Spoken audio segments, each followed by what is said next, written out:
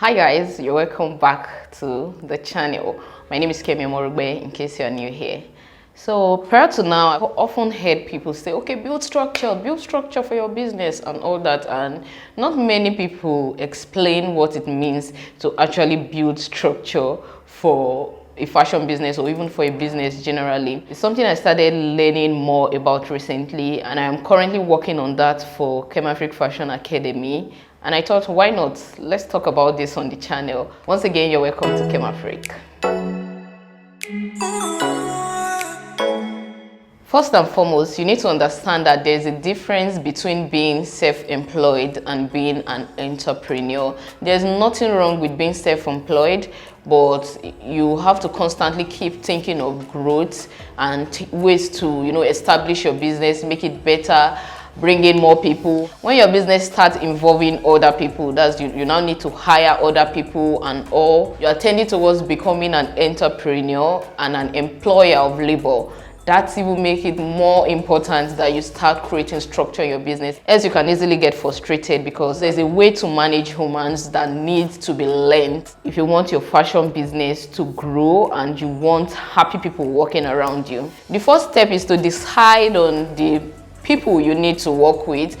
That's creating an organogram for your business. You need a manager, you need a machine operator, do you need tailors, the procurement officers to go to market. Just decide on the people you need to work with and create a hierarchy before you even go ahead to start hiring, so that everybody on the organogram knows who they need to report to directly. It doesn't have to be you. If everybody keeps reporting to you, there may be a problem. Like you are the head, you are the one just handling everything. Everybody's coming to you. Your head can get crowded with stuff and you won't have so much headspace for growth, to think about progress for your fashion business.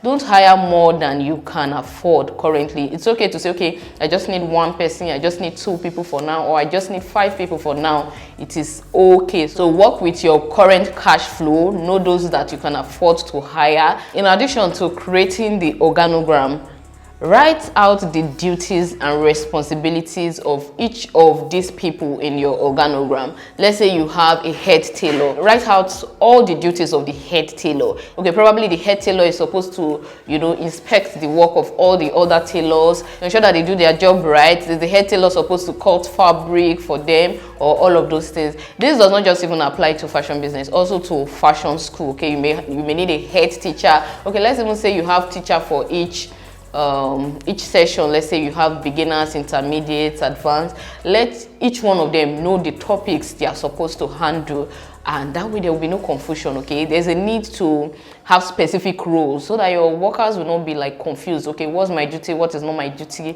and all of those things. After deciding on the people you need and their respective duties, have your vision and your mission clearly stated, clearly understood by you. And when you eventually hire, you're going to make sure that these your new workers understand where you are going. You understand the progression of the business. They know where they are coming from. They know the vision you have ahead for the organization. So it's necessary to pen this down even before you start hiring. It's not after you hire that you're basically, okay, what should be my mission, or what should be my vision, or no, let that be clearly stated, probably written and pasted somewhere on the wall. All of this, they all come under organogram and organizational structure kind of thing. So secondly is hiring right. So let's say you are a solo tailor or a solo teacher in a fashion school and you want to start hiring people. Let's really look for somebody that is less. So don't be looking for less. Let that not be your criteria. Yeah, someone may apply and you feel they are well suited for the role, and yet it seems they are not very confident and all that. You can help them through that. You can hire them,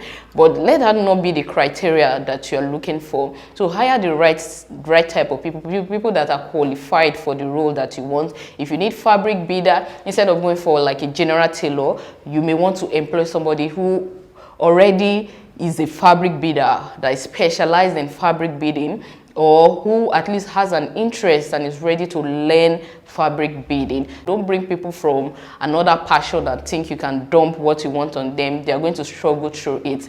This is a very important point, please. So once you're done hiring, you have to invest in training. One of the big issues when it comes to work is people not knowing what they are supposed to do or how they are supposed to do certain things. You know, we are humans and we are different. So if you want certain things done in a certain way in your fashion school or your fashion business, make sure that you communicate this to them. I'm sure many people are willing to learn, but sometimes we don't take our time to actually teach them these things. We just assume, maybe you know it, maybe you have done fashion school, you know.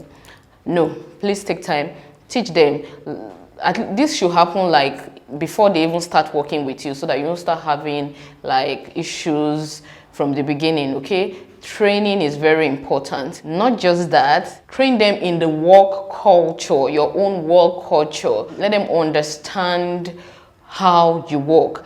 Probably you employ this person who was working in like a tailor shop before and does not pay so much attention to finishing. But in your place, you want good finishing and all that. So make sure that you let them, you communicate that to them, you train them in how you want it to be done. So that way, you just raise a lot of issues.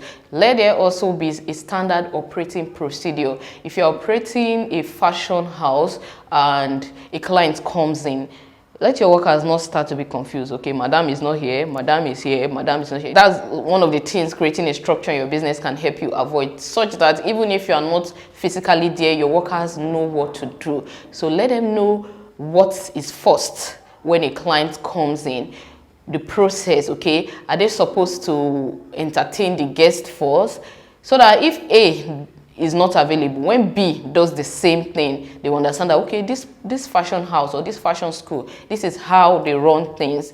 So let there be a step-by-step guide on how they are supposed to do things. Okay, client comes in, okay, are we supposed to communicate, entertain the guests first? Are we supposed to tell them to sit down? Are we supposed to take measurement, or do we discuss price first? All of these things need to be clearly stated and written down, and so that everybody understands it. So that way there's no confusion, okay? Oh God. For some fashion houses, for instance, people can't just walk in, okay? You have to, you know, book an appointment, and sometimes you even have to pay for that. So let that be clearly stated. Let all your workers understand what to do when a client contacts them. Another thing I would like to mention, I'm sweating so much. Why am I sweating so much? Another thing is, let there be reward, and I don't want to call it punishment, but let there be rewards and consequences for actions. So on a normal day, if you don't state this thing, somebody may just fall sick today, they won't come for the next 1 week. And then if you're trying to be a very strict boss and maybe reduce salary or give them support, it's written as wickedness.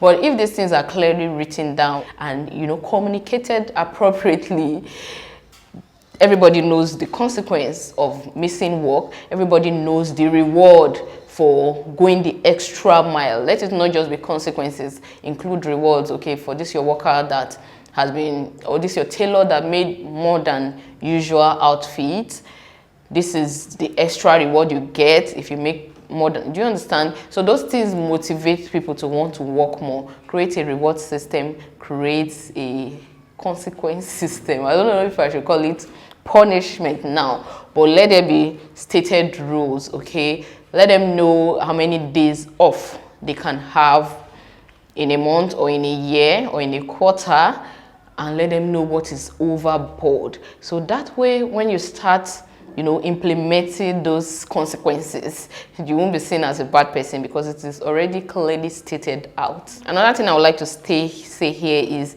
make sure that you pay your workers well. And I don't know how I feel about this, but some experts kind of recommend that you actually let them know your book, let them see your book completely, be an open book. That's your income, the cash flow, the expenditure. Let them see the cash flow and see how much you can afford to pay them. So that way they feel like a part of the organization. They don't feel like an alien or somebody you just want to use. Have the interest of your workers in mind, and that includes paying them well, rewarding them when they put in an extra effort, and, you know, treating them well as humans. So that way you can retain them. Nobody likes to stay long term in a place where they feel they are not well treated or they are not paid as much as they should, depending on the service they are rendering and their skill set, right? So it is very important. that you make them satisfied working with you. Another point is that you should build relationship. Don't run your business as if I'm the boss or guy at the top and you are down here. Run it in a way that will make your workers feel like part of the family. Put in them the ownership mentality so that when you are not there, they don't just do like anyhow. And there's one Yoruba proverb, Ogata Ogauta, Uwalaru. That's whether you sell or whether you no sell, our salary it must be complete, sir. So yeah, put in them the ownership mentality, treat them well, build relationship with them. Aside what is happening within your business, you can ask them questions about their personal life. You can help them when they're in need. Okay, sometimes it's not just the salary. Somebody comes to you, need help in certain areas.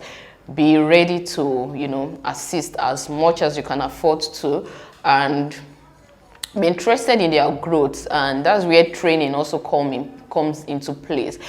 Chances are not any one of them will work for you forever, so don't expect them to. Probably they want to take the next step in life, they want to move forward.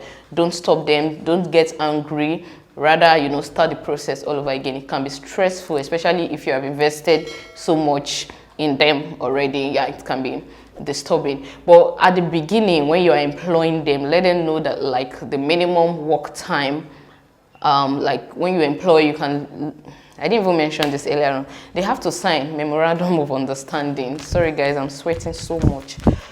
Ooh. They have to sign a memorandum of understanding where you tell them, okay, when you start working, this is you are on probation for so number, if that applies to your business, right? Probation for so number of months, you get a raise after so number of months. Let that also include like how many breaks they have in between weeks or in between months, the years and all that. And also the notice they will have to give if they need to resign. Okay, that should be stated, because else someone can come to you and just say, okay, I want to stop work today, pay me half salary or quarter salary, and that will be all, because you didn't communicate that at the beginning, that you can't just leave or you can't just go at any time you want. Let me know a month to, let me know 2 weeks to, depending on what applies to your business, right? You have to put that in writing and make them sign it at the beginning, so that way we understand each other. Some of these things, they just help you to avoid conflict at the end of the day. Another thing I would like to mention is that it is important for you to take advantage of technology in your business, so you can put all your members on board on any of these planning apps, so that even when you are not there, they can report to you, they can post their work, and you can assign tasks. Some of the apps that you can make use of, they have free plans, they also have paid plans, includes Asana. They are all available on App Store and iOS Store. We have Asana, we have Trello, we have Notion. So those are the 3 major ones that I know and I have, you know, tested my powers on. But I personally make use of Trello, not even for my team, for my own personal planning. I plan my YouTube videos and all of that. And I'm hoping to bring on my team in the coming years, so that we have like a virtual workspace where we can see what we are doing. Everybody's aware of what everybody is doing.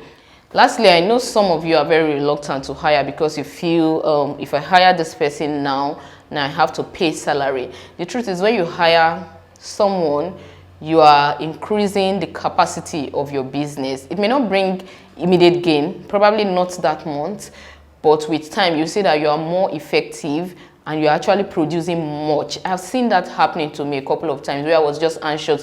Hey, do I really need a tailor? Can I afford to pay a tailor now? Or do I really need an editor? Can I afford to pay an editor now? And once I take a deep dive into it, I see how rewarding it is, and I actually had no issue paying these people because I'm able to now do more. And aside from that, another advantage is, which matters to me, it may not matter a lot to some people, but it matters to me, that I'm able to help somebody afford a livelihood and to change another person's life. That way you are creating employment, so that's equally an important factor. There were some days where I would look at my books and feel, if I was doing this alone now, probably I would have made more profit if I didn't have to pay this, if I didn't have to pay that. But then I'm quick to remind myself that you are somebody's source of income. And also another thing I've noticed is how motivating that can be. Okay, when you're thinking of giving up or this thing is not working well, if you're working alone, it's good to say, okay, I'm just going to try something else. But once you start working with other people, you have to put into consideration the fact that these people are depending on you. If you can't just lay them off, you get it. So that will help you hold on till the rainy days are over, till you have brighter days. Okay, what am I missing out? I'm not sure if I'm missing anything out, but I want to believe with these few points, okay, it can help you to build a structure, especially since we are entering into a new year. You have to start thinking of how to make your business get better, bigger, and to be able to function without you. That's one of the benefits of creating structure, that your business can function even if you are not physically present. I hope you have learned one or two things from this. Thank you very much for watching. See you in the next video. Bye.